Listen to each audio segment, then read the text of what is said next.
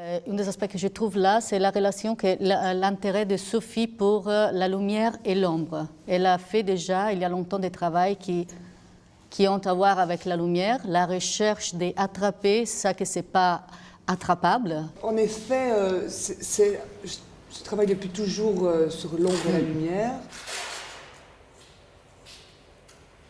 Je suis retournée dans ce travail-ci à un véritable travail d'atelier, vraiment un temps de solitude, de tranquillité dans l'atelier. Je suis principalement vidéaste, je fais de la performance, je travaille en équipe, je ne travaille pas spécialement seule.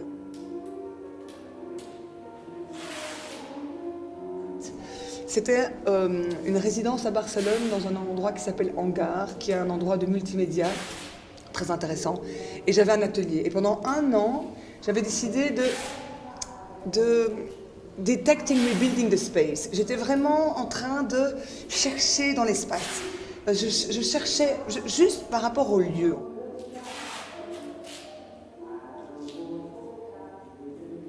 C'est une obsession depuis toujours dans mon travail d'attraper la lumière, d'enregistrer la lumière, de comprendre la lumière.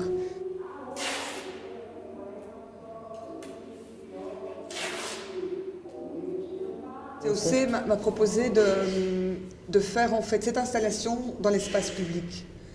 Et du coup, ça a vraiment pris une dimension architecturale. Et il y a une place à Barcelone qui s'appelle la place Sèche, la place de Sants, qui était un projet architectural assez controversé, qui est une place vraiment brute, quoi. Ils ont tout enlevé, il n'y a rien. Et il y a une structure d'un architecte métallique. Et j'ai dessiné l'ombre au tape, l'ombre de cette structure. Et en fait, ça devient un véritable réseau, quoi. Ça devient comme une carte urbaine. J'adorais pouvoir voir ce qui est imperceptible. Les ombres, elles sont insaisissables. C'est immatériel. Et ça m'intéressait de pouvoir attraper l'immatériel, en fait, ou l'enregistrer, le graver. La femme sans ombre, c'est une nouvelle série de tableaux. C'est un peu le même genre de travail. C'est plus abstrait, c'est une autre abstraction, c'est un travail, je dirais, plus mental, plus introspectif, mais on parle de la même chose. Qu'est-ce que c'est l'ombre? Qu'est-ce que signifierait l'ombre pour une femme? Ce serait une femme sans passé, une femme qui aurait résolu, une femme ou un homme, un humain, quoi, qui n'aurait plus une part d'ombre, une part d'inconnu. Qu'est-ce que c'est l'ombre? Est-ce que c'est l'inconnu? Est-ce que c'est l'inconscient? L'ombre, ça devient comme la nature, les couches d'une inconscience qui est la nature pour toi, qui c'est la puissance de ça, peut-être. En fait, l'ombre représenterait, si tu veux, c'est la projection de la réalité, mais peut aussi, si on montrer... C'est-à-dire qu'il y a des incarnations. Voilà, ça peut être une symbolique de l'absence. Dans certains livres, je retrouve l'ombre comme symbolique de l'absence. C'est de l'ordre du fantomatique. Voilà, oui, exactement. Maintenant, en fait, c'est un thème très intéressant et il y a 1000 interprétations différentes en fonction de la culture et des siècles. Et à travers l'histoire de la peinture, il y a eu beaucoup de symboliques qu'on a données à l'ombre, comme le miroir, le reflet. Est-ce que c'est le miroir? Est-ce que c'est le reflet? Il y a vraiment eu tout un travail de recherche par rapport à ça. Et voilà, je n'ai pas les réponses. C'est autoportrait comme un volcano qui a à voir avec toi, l'être dans le monde et avec la nature. En fait, il y a ce besoin de contemplation aussi dans mon travail, ou ce désir de sérénité qui vient par la nature et par la contemplation de la nature. Tout à coup, j'ai envie de vous montrer autre chose. Ça s'appelle S Landscape. Tous les jours que je rentrais dans l'atelier, je devais la voir, quoi. C'était vraiment comme une sorte de...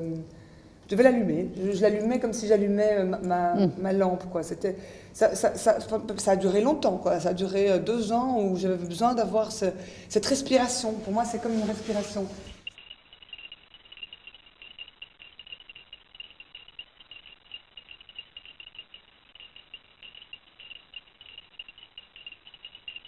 Ça s'appelle Bling Bling.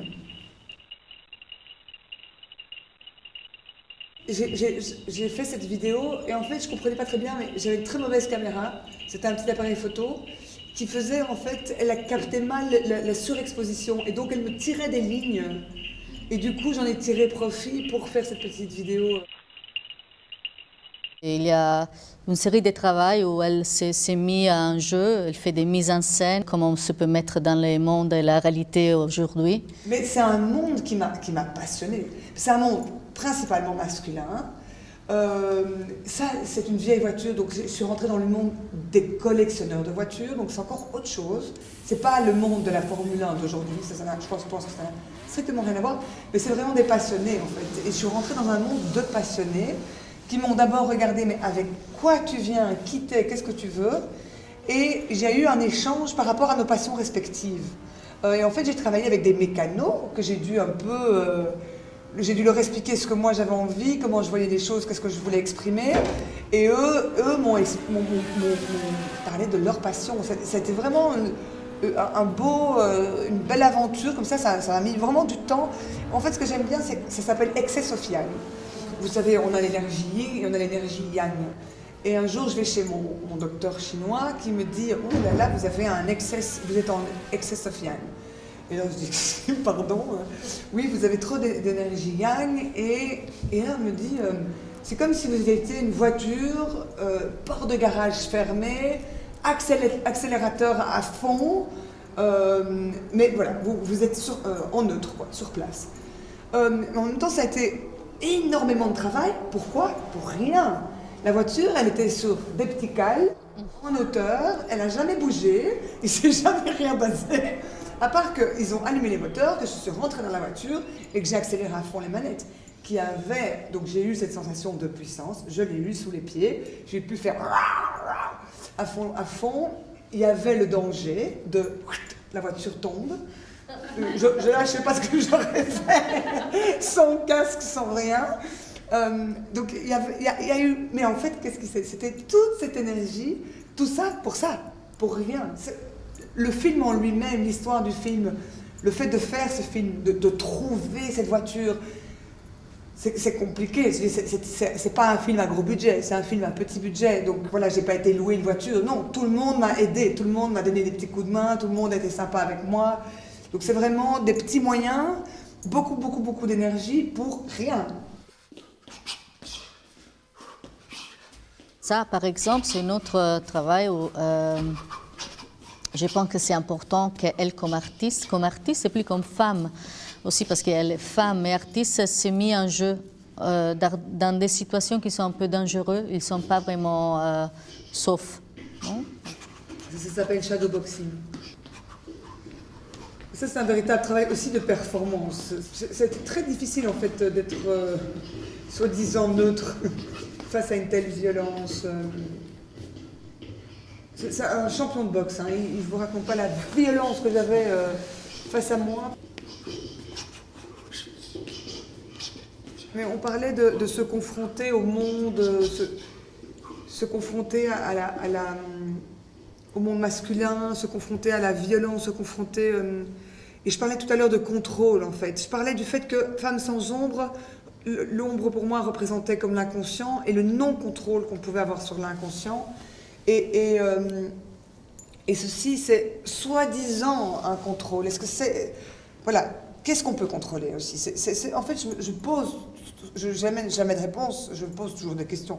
Je n'ai jamais de réponse dans mon travail, ce sont des questions que je me pose. Et qu'est-ce qu'on contrôle? Là, il y a une soi-disant... Est-ce que c'est une absence? Est-ce que je suis absente à la réalité? Ou est-ce que j'arrive à tellement me contrôler face à la violence?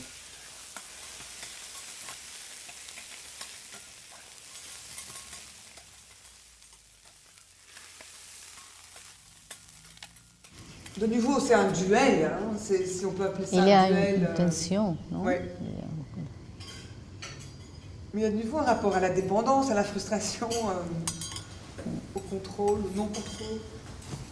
C'est une séquence que j'ai vécue dans un restaurant japonais, vous savez, les restaurants de teppanyaki, où je me suis retrouvée face à ce cuisinier que je trouvais très beau. Et on est assis, il fait à manger, et tout à coup, sans aucun dialogue, il me regarde et il fait... Et bah, je suis comme ça, et je suis avec quelqu'un, et je fais... Et je le regarde de nouveau, et puis il fait... Et donc, j'ouvre la bouche, et j'ai pas le temps d'ouvrir la bouche que... Tchac, il y a un morceau d'omelette qui m'arrive dans la bouche. Non. J'étais tellement choquée que j'ai décidé d'en faire un travail, quoi. Je trouvais que c'était tellement... cette violation, entre guillemets, c'était Oui. très particulier, quoi. Voilà, c'est devenu Conversation Piece, ça s'appelle. Donc, vive la communication dans le monde dans lequel on vit. Et voilà, de nouveau, une forme de duel. On est en 2013 et on n'est plus dans les années 60, quoi. Je ne suis pas une féministe à revendiquer, mais ça n'empêche que je trouve qu'il y a encore un chemin à faire.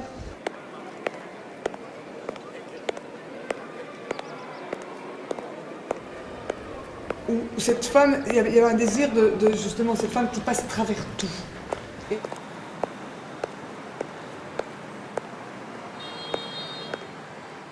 il y avait un côté iconique que cette femme passe à travers les choses.